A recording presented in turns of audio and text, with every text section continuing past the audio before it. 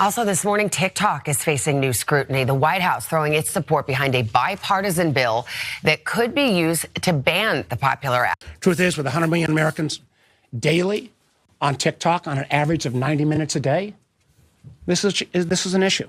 I imagine most of you would like your networks to get 90 minutes a day from 100 million Americans. We've got to make sure that we take care of that national security based concern.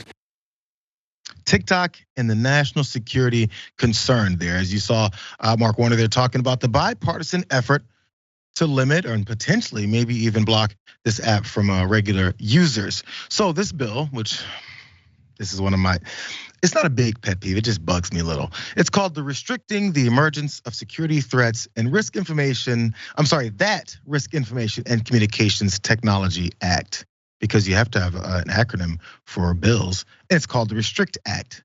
It would give the Secretary of Commerce broad power to regulate tech produced by 6 countries that have adversarial relations with the US. Those countries are China, Cuba, Iran, North Korea, Russia, and Venezuela. As you can tell, they didn't specifically cite TikTok or specifically because it's run by a Chinese company, but that's pretty much the reason behind it. We've been hearing these politicians talk about this for a minute.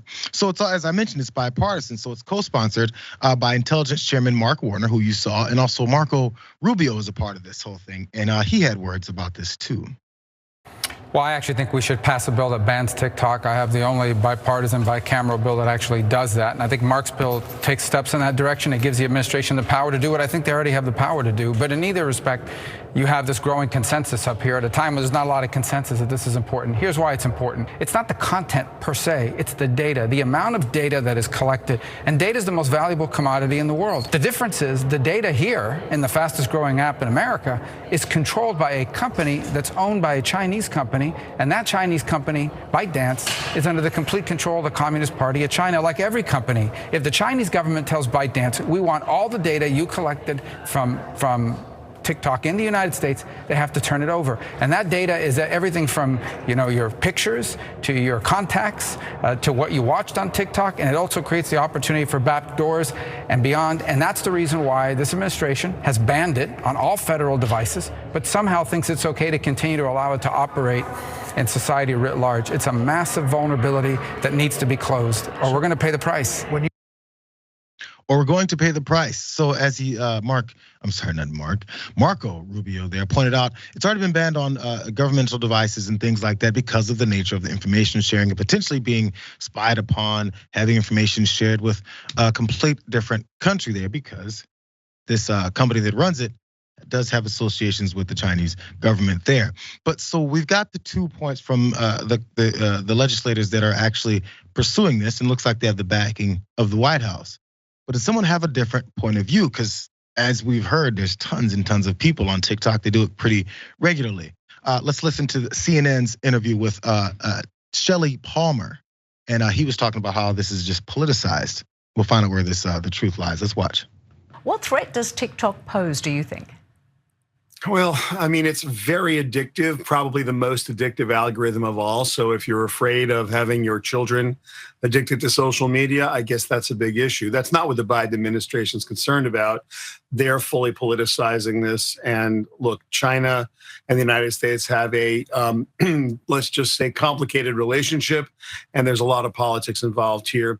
But if the Biden administration is really concerned about what TikTok is doing with data, they have to be equally concerned about Facebook and Google and Snapchat and Twitter and every other social media site, because realistically, the data that is taken from us every day from other sites far exceeds what TikTok is taking.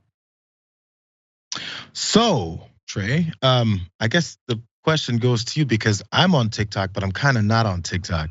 It's a vacant place where I just kind of hang out and see what everyone else is doing. I think you have a slightly larger engagement process on TikTok from my search. Yeah, but look, man, all I do is I make my silly little videos that I make, and then I turn my phone the other way and make it again. Then I put that on TikTok. You know what I mean? I'm not going to sit here and proclaim to understand the workings of TikTok. Far from it. I do think it would be funny if somebody took an audio montage of these senators making these remarking on the apocalyptic threat to our national security that TikTok poses, and lay that over a montage of some of the dumbest TikToks out there, like, a dancing tween or a drunk pig rolling down a hill or whatever, that type of stuff, because it's like, it's just the juxtaposition is funny of the way they talk about it versus the stuff you usually see on the app. But also, fun fact, you brought up my TikTok presence. I was banned from TikTok for about 2 months or so for hate speech. So that's fun.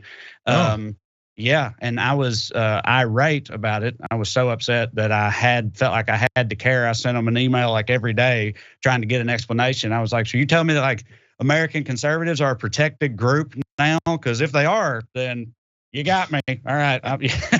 Like, you're right. I did violate that rule if that is the case, but I don't believe they are. So please explain it to me. And they never explained it, but they finally just let me back on there. So I've got a complicated history with TikTok. But I think if they actually try and ban it, it would be very 2023 America for that to be the thing that starts the revolution, but I could see the youngins taken to the streets over that. I don't think people will take it lightly. They seem to like it. They understand. I think they understand how many people are using it, but maybe they don't understand the response that people may have to it. And also, how would that work? Like generally with any, when some of these countries block, even internet access at points, and also to apps as well. And that could be the thing that sparks. But again, we're talking about data issues, which of course happen with Facebook, Instagram, Twitter, and all of them, I'm sure. But the difference is that's why there's this constant talk about, but who do you trust? Honest, I gotta be honest, I don't really trust any of them. I don't care which country they're connected to.